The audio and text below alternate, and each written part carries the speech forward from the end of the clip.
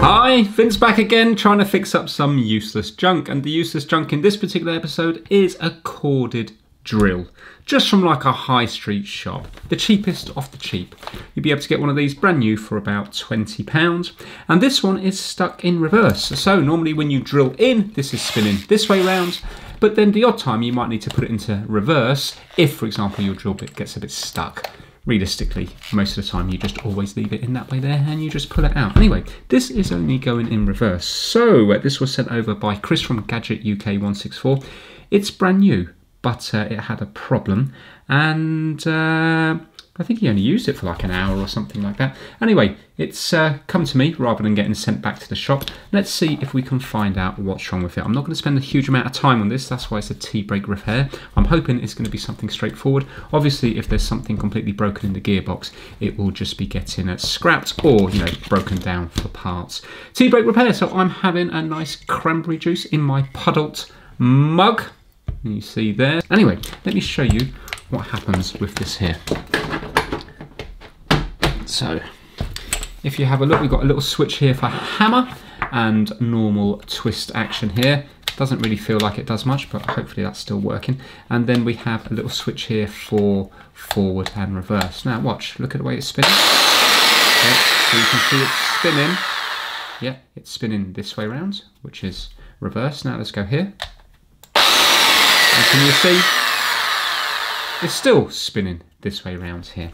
So obviously I'm not expecting much out of this drill. I have got a Metabo drill, and I think I've got a Bosch corded. Do you know what? I don't even know the make of my corded drill. But if you're doing any sort of drilling in your life, normally it's best to buy a proper brand. But I can see why people go for these if they only need to drill a couple of holes to stick a shelf up. Then fair play, you know, get some cheap tools and you get the job done, and it will still be cheaper than getting out a tradesperson. Right, I've unplugged it. Let's take it apart and see what's going on. I'm wondering whether this just isn't catching properly.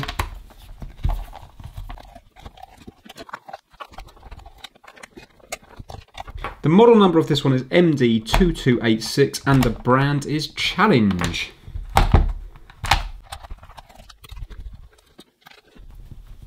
Right, so it's quite nice there. So these holes here, and here are all slightly smaller, and they're smaller screws, and these holes are bigger and they're bigger screws, so it's nice and easy to work out what goes where.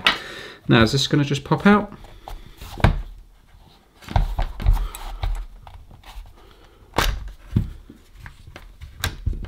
Yes, it is. Okay.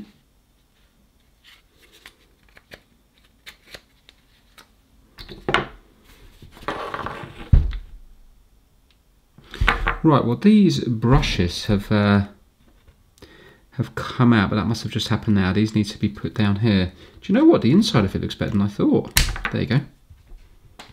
Right, so there's plenty of life in them. That's all metal here. Okay. This is just to keep it cool, so that's a plastic fan. Do you know what? That's nicer than I thought it was going to be. Right, so why are you not going into reverse? I mean forward. Let's undo this here so I've got a bit more room to work. And let's take this out because it's going to keep knocking on the video and be annoying sound-wise.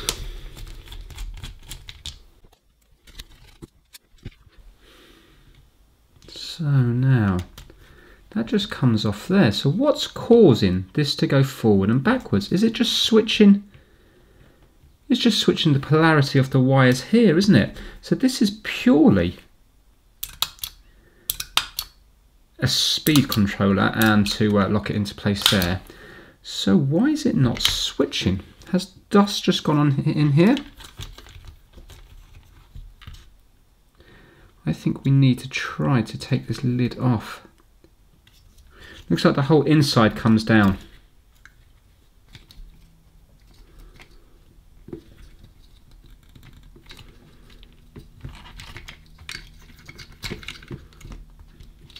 The reason it's hard to come out is because the wires, you see, are on top. It needs to lift up over these wires. Here we go. Here we go now. Come on. Just this one's getting stuck.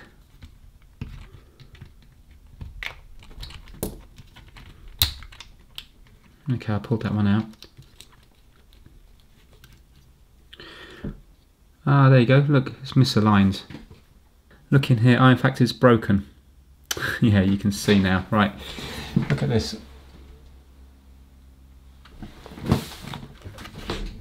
And I think that might be the remains of it there. I'm not too sure. That might be a clip. If you have a look here. So depending on where this is, it's going to either connect, I presume, well, I don't really know yet. Maybe it connects this one to this one. And if you flip it the other way, it connects this one to this one. You know, these little metal prongs.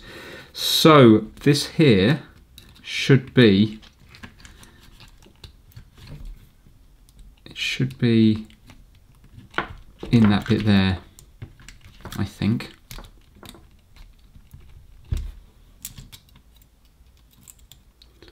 I think quite simply that bit's broken here.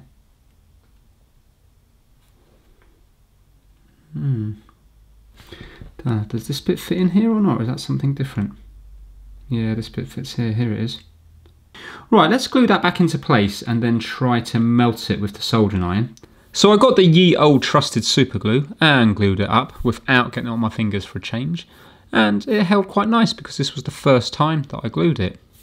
First time, you can tell that this is going to go on. And then I got a soldering iron and I just kind of went along the join just to try to melt the two bits a little bit more together. By doing this, it didn't quite fit together perfectly because of the melting. The bottom of the bit that I just repaired needs to fit into the base of the actual switch, so I just had to get the soldering iron again and just kind of like round it off, flatten it off a little bit. But I was happy with the repair. And then I spent ages fiddling with it, trying to get it all back together. And when I did the switch a couple of times, and this happened. Can't tell you how irritating this is. Ah, it's broken again. I don't know whether to waste my time on it because the thing is, it's I just can't see it lasting anyway. It's all made out of plastic and there's quite a lot of force on that. With the spring, it's like the spring's too strong. Should I glue it again or just give up? I mean, we found what the problem is. It's made cheaply. This would need to be replaced rather than repaired. I'll give it one more go. Right, I'm just going to do this bit off camera. Let me just glue that part up again. Okay, I'm just still waiting for that to fully go off. But I'm slightly confused how the hammer works. I mean, already I've never looked into how hammer works, and the mechanism's nice, but I can't really see that this switch does anything. So let me zoom in. Now, if you have a look, so basically what a hammer is, a hammer helps you get through a masonry wall because not only does it spin, it hits in and out, so it's acting like a hammer. So look, this is just like normal spin, but watch, when you put in pressure against the wall, you know, with your drill bit in there, look what happens. Look at the way this is designed here. And watch, can you hear it? Yeah? You can see that they're hitting against teeth on the inside here, and it's causing that hammer technique. Yeah? So I get that if the switch stops this from coming out, then you can't put pressure in, so it's just going to be spinning. You know, it might move in a little bit like this, but it's just going to spin. But watch. So let's keep this in the correct position. So this goes here. Yeah. And if we have a look, we have some sort of like magnet looking thing here. But this side we have a big hole and a small hole. And when I put it in here, and as far as I can see, this is going to be one set in here, right the way over. And watch. If I go in, you can see this is allowing hammer. But then if I come out this way, it's still allowing hammer. Unless, of course, we go, yeah, I mean, we're all the way in now. This is all the way here. So that's not really making any sense. But it doesn't make sense this side either. You think there should be a hole and then one of these. And this should be the hammer to allow the bashing against. What's that about? I mean, that metal goes right the way through. So how does that cause hammer and that one doesn't? Very strange. I'm just going to see by spinning it round if it makes any difference. No, let's do it the wrong way.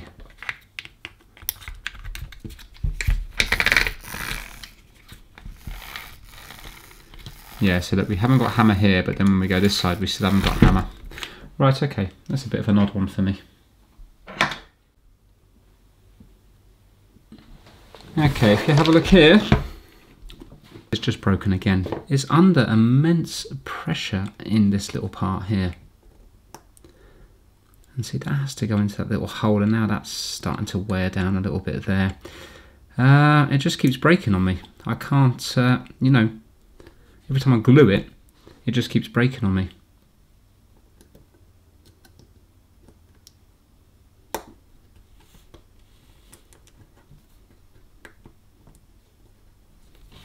Really, that needs to be kind of clamped on top, doesn't it?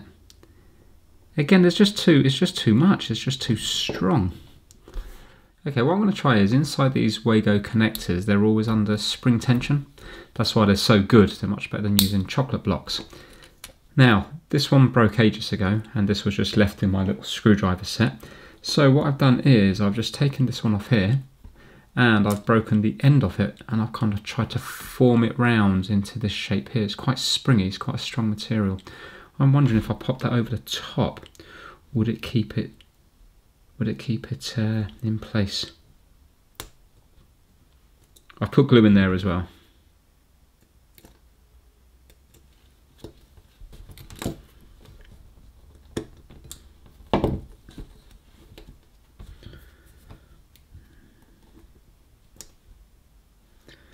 It's a little bit too tight.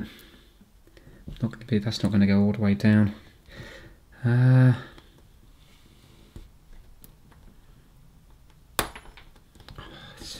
Can't tell you how irritating this is. It's broken again. I think I am giving up. It's so annoying. Right, there is one more thing I can try. So this goes in here like so, and it moves this around, yeah?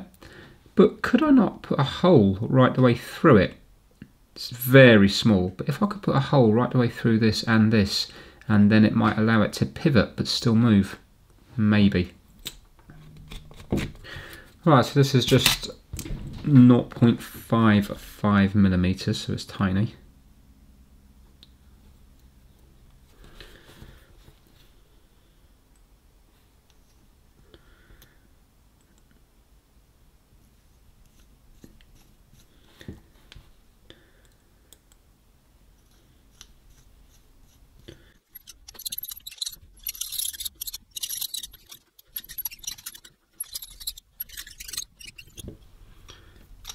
Right, okay, got through that one eventually.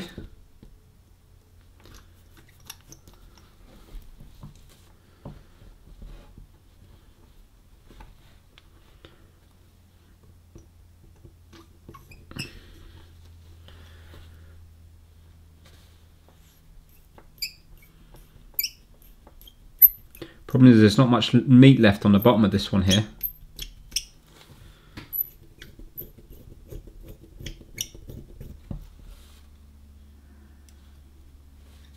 Okay, we're through.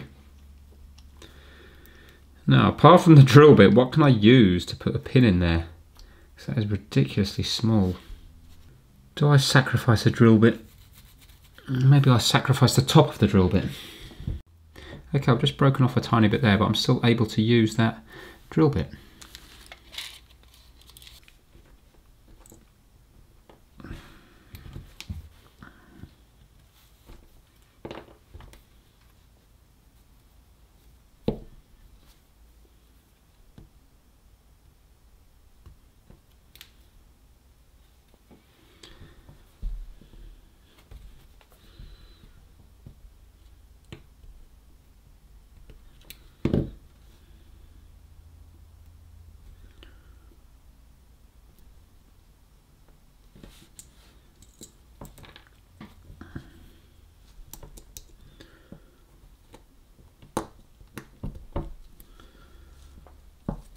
I wonder now, is that going to hold?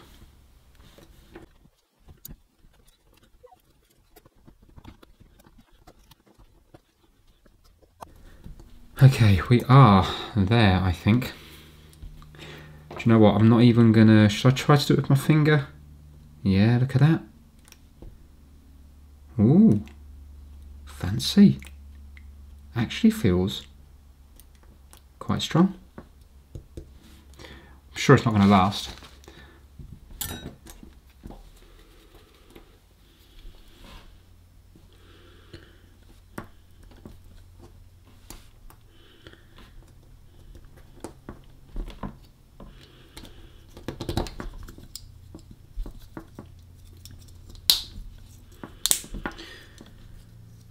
Hallelujah! We got it back together. Is it gonna turn? Lots of resistance there.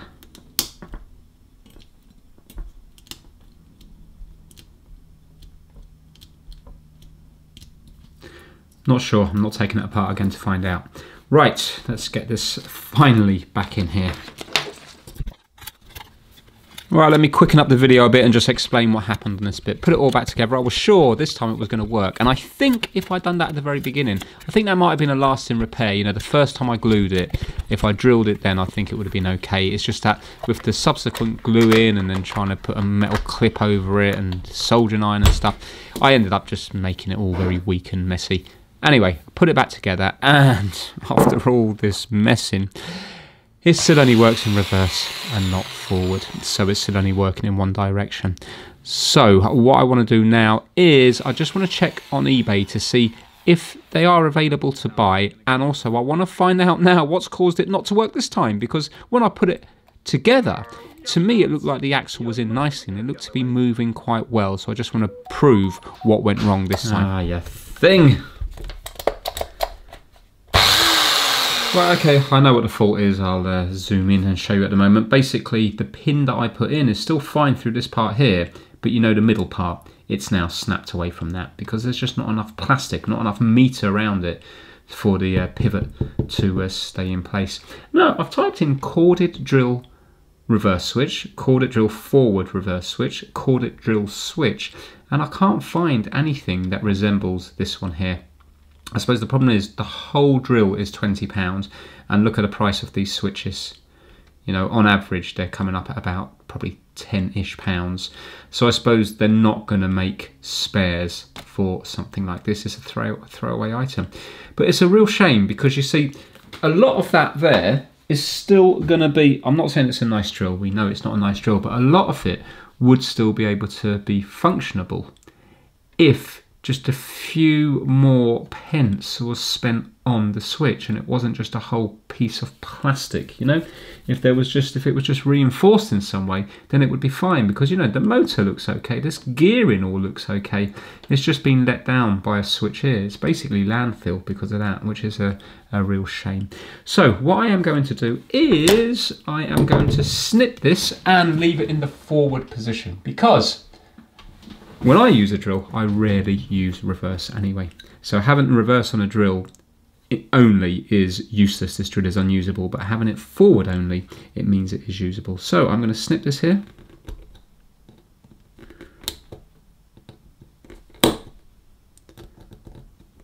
There we go. And if I just put a dot of solder here, and here, and here, and here, then even if this drill gets dropped, it should still stay on in the forward position. So that's what I'm gonna do. It's gonna be a forward only drill. The only other option is, as far as I can see, landfill.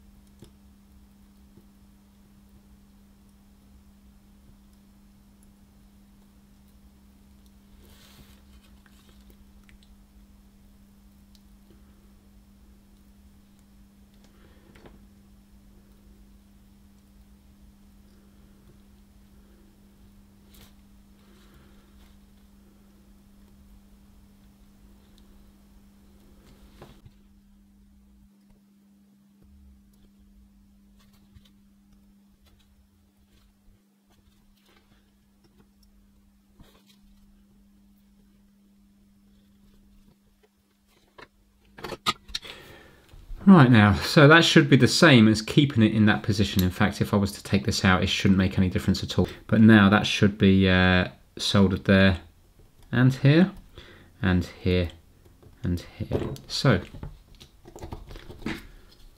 let's put it back together for the final time and finish up this video. Ta-da! Here we have it, with his handle and everything on, and it suddenly looks a lot nicer. And check this out, you ready?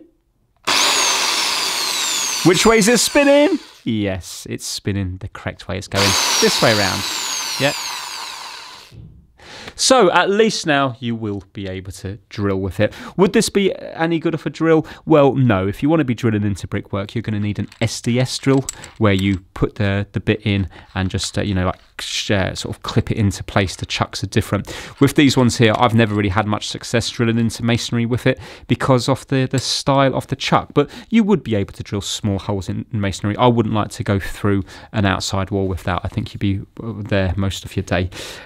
Is it going to fail again? Yes, I'm sure it will. It's a £20 drill. But that bit there that I've soldered, really, that shouldn't fail. I don't think. It's always now going to be in the forward motion. It's not a fix. All I've done is make the drill slightly more usable. If you were to drill into maybe wood that was slightly wet, and if the drill bit was to get stuck, what you could do is you could unplug it from the mains, and then you could take it out manually by doing this, you know, pulling back and unscrewing, and you would be able to get the drill bit out. But look, it's not by any means fixed. Nobody in their right mind would fix a £20 drill, but I still thought the failure point was interesting on the inside because it shows that manufacturers could just make that part a little bit better, and then you see maybe the drill would last a 1 or 2 year guarantee, whatever it's got. How much of these are getting sent back every single day all across the country, and maybe even worldwide if different names are put to this, because of that component in there? Surely by spending a few extra pence when it's made, maybe you would recoup the money, and also you wouldn't have a load of people upset that their drill only lasted a couple of hours before it failed. Okay, next day now. I should have ended this video, but this is important. Right, I was lying in bed this morning thinking about this, which is sad, but I've worked out about the hammer side of it, because the hammer thing was bugging me. To me, it looked like the hammer would work in both directions, and I fully understand it now. So, remember how the hammer works? You had like a gear with knobbly bits sticking out of it, and then when the chuck gets pushed in with pressure when you're against a wall, it will make, like metal against metal, it will go boom, boom, boom around like that, yeah? Instead of being just smooth. But yet, remember this orange bit here? We had like a square thing that I said looked like a magnet. Well, it's not a magnet, but if you just imagine that that's kind of like a lump of metal. And then the other side had a hole. So basically, when you slide this so that it's in its hole, it will have hammer, because it will allow the chuck to go back into the hole and then boom, boom, boom, metal hitting against the metal. When you do this side here, I don't know whether it's that side or the other side, but when you do the opposite way, the hole will go to the lump of metal, and it will just, the chuck will hit back against the metal and then won't allow it to go any further. What's happened is, it's completely worn through that bit of metal or carbon or whatever it is. And that's why we have all this black dust around here. Because remember the grease around here, it was very blackened. It's the dust from that bit there. So obviously it's been put onto twist, and so much force has been used that bit by bit it's worn its way into the metal, rather than being put on hammer and allow this to go through the hole. So right now this will be hammer all the time because we have two holes, and that's what wasn't making sense to me. But now it does make sense. So if you listen to this, if we push it all the way in, so we're all the way in now, listen, can you hear that? That's hammer. Now let's go the opposite way. Yeah, now this should be against, if that's hammer on the other one, this should be now against that metal, which shouldn't allow it to get as far as the hammer bit, but it does. Listen, there. So can you see now the drill is going to be hammer in both directions because this is worn out.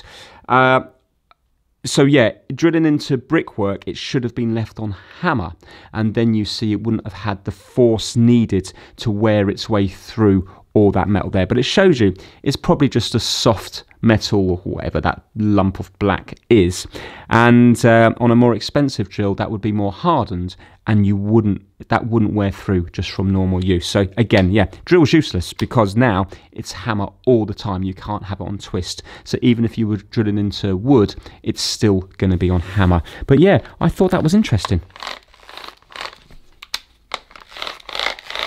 There we go. So that all makes sense now. I hope I've explained it correctly. It would be easy if it was apart. So yeah, I ended up enjoying this video here because it was, gave me something to think about, and I think we've kind of pretty much worked out what the fault was, and also this secondary fault now about the hammer as well. So yeah, if I was making these drills, I would make sure that that switch is better, and I would use a more hardened material in here, so that when you are putting pressure on it with just normal twist, the back of the chuck part here doesn't wear through that metal. So yeah, I found it thoroughly interesting. Massive thanks to Chris for sending it out to me.